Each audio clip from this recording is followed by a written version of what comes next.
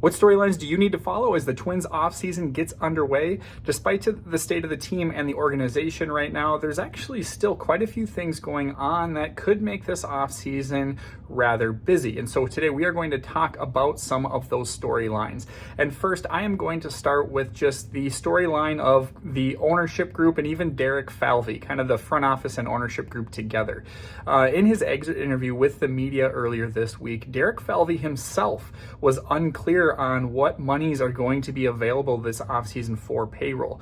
As it sits right now, once arbitration cases get settled and everything like that, the Twins are probably going to be maybe at $100 million in payroll. And so theoretically from last season, unless the pull ads are going to continue to reduce salary, which with the fire sale might actually make sense in that case, but they might have some money to play with if they just go ahead and match last season's salary. You're looking at maybe, again, it depends on what these arbitration cases end up being, but you're looking at maybe $30 to $40 million of salary to play with. But again, Derek Falvey right now doesn't know, and that kind of gets me to the ownership situation. Now, we know that the Twins have been pulled off of the market, so we're probably not going to get any good news in the form of that, but we don't know anything about those minority partners. We don't know who they are, and we might never find out who they are either, but we just don't know what they're going to do to improve the situation with the Minnesota Twins. Are they going to be open to investing more money into the team and being able to improve the team here in 2026 and beyond? Again, not even Derek Falvey has the answer to those questions. So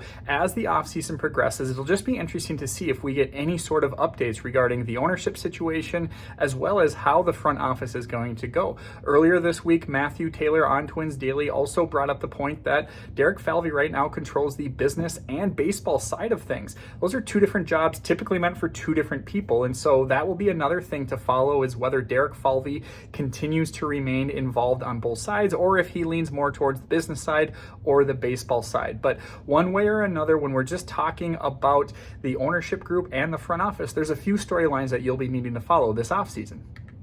And then, of course, there's the more interesting part, the roster and what that is going to look like. There's been a lot of speculation that we could continue to see a fire sale of sorts, specifically with Pablo Lopez. Will he be dealt? Will he not? The Twins certainly have the starting pitcher depth right now to deal him if they wanted to. But otherwise, they could also look to deal Joe Ryan, who, at least in the first part of the season, was looking like a Cy Young candidate, and as has been the case throughout his career, kind of slowed down in the second half of the season.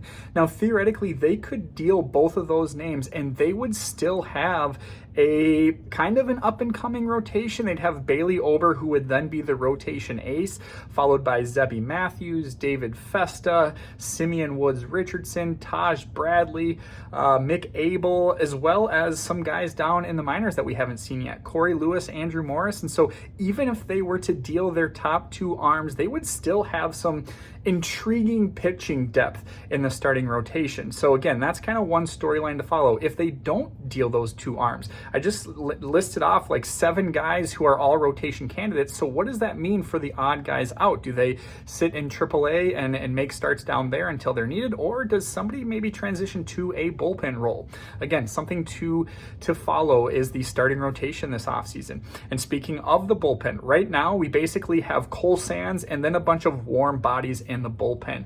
And so it'll be interesting to see what the Twins do there. As they've done in the past, do they just try to get some cheap flyers who maybe they're coming off injury or something along those lines that they can try to turn into something, and maybe at the deadline they flip them for more prospects, something along those lines. No matter what happens this offseason, I don't anticipate, as well as pretty much anybody else, them to be competitive in 2026. So, even if they do add some names over this offseason to the roster, it's not going to be any names that are going to be helping them compete in 2026 by any means. And so I think we could see that in the bullpen. Again, right now it's Cole Sands and a bunch of warm bodies. So maybe they look to acquire a cheaper reliever via free agency who's maybe coming off a down season or free agency, or an injury, and hoping that they can flip him to another team at the deadline. On the offensive side of the ball, we have a ton of question marks. First, starting in the corner outfield, I count 6, maybe even 7 guys who could be fighting for 2 spots. Of course, you have the incumbents, Trevor Larnach and Matt Wallner. Both of them have their faults. In fact, Trevor Larnach has been the speculation of just simply being non-tendered. Now, I would be surprised personally if that happens, but I wouldn't be surprised if he was not on the opening day roster, whether they look to trade him before arbitration happens so they don't get stuck with him like they did with Kyle Farmer, or maybe once arbitration does pass, they continue to move him.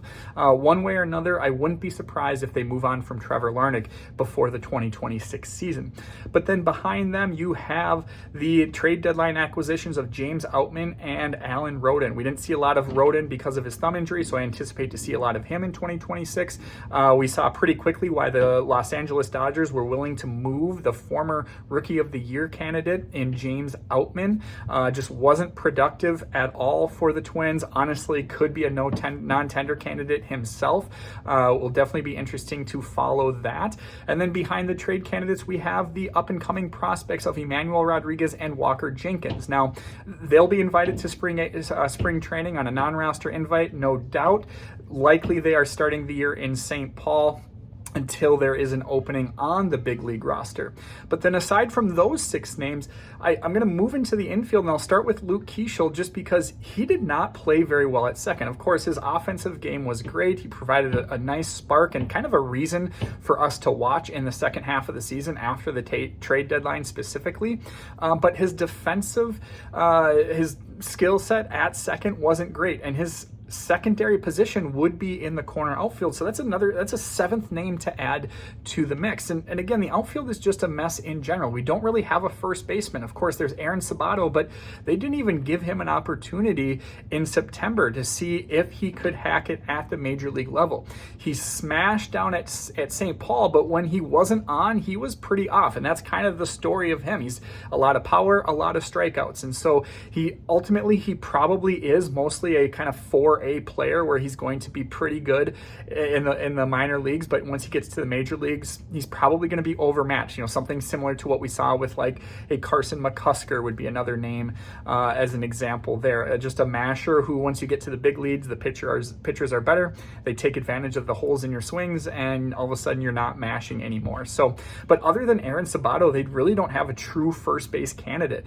With the logjam in the corner outfield, I've seen speculation just on Twins Twitter that maybe Matt Wallner is a candidate to move into the infield.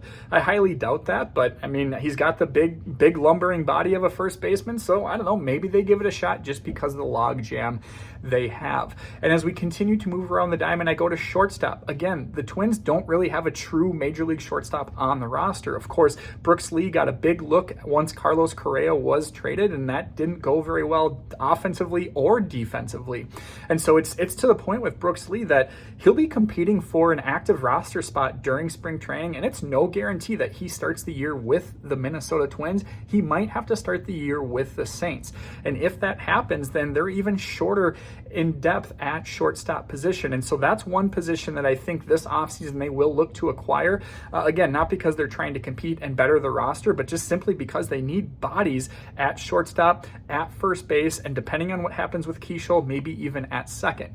Now, I will say, just because of the state of the team and the organization, maybe they just go trial by fire in 2026. They keep Luke Keeschel at second and just try to have him learn and get better on the fly. They keep Brooks Lee at short, have him try to learn and get better on the fly. And at the end of 2026, they can reevaluate and determine if Keeschel, if Lee are the long-term answers at second and shortstop. Again, I don't see that happening, but it would make sense in 2026 to just give them the opportunity to play a lot of time on the dirt and see if anything can come to fruition. So again, even with the state of the Twins, there is a lot that is going to happen this offseason. Even if you're not interested in the ownership and the front office side of things, if you're just interested on the roster, there are a lot of storylines to follow. Will Joe Ryan and Pablo get traded? Will Trevor Larnach be on the 2026 Minnesota Twins? Who will be manning the corner outfield next to Byron Buxton? And then what does the infield look like? Going into next season, Royce Lewis is probably the only player with a position on the dirt locked down. Otherwise, first, second, and shortstop could theoretically be open. So make sure you keep an eye out for those storylines and follow twinsdaily.com for more.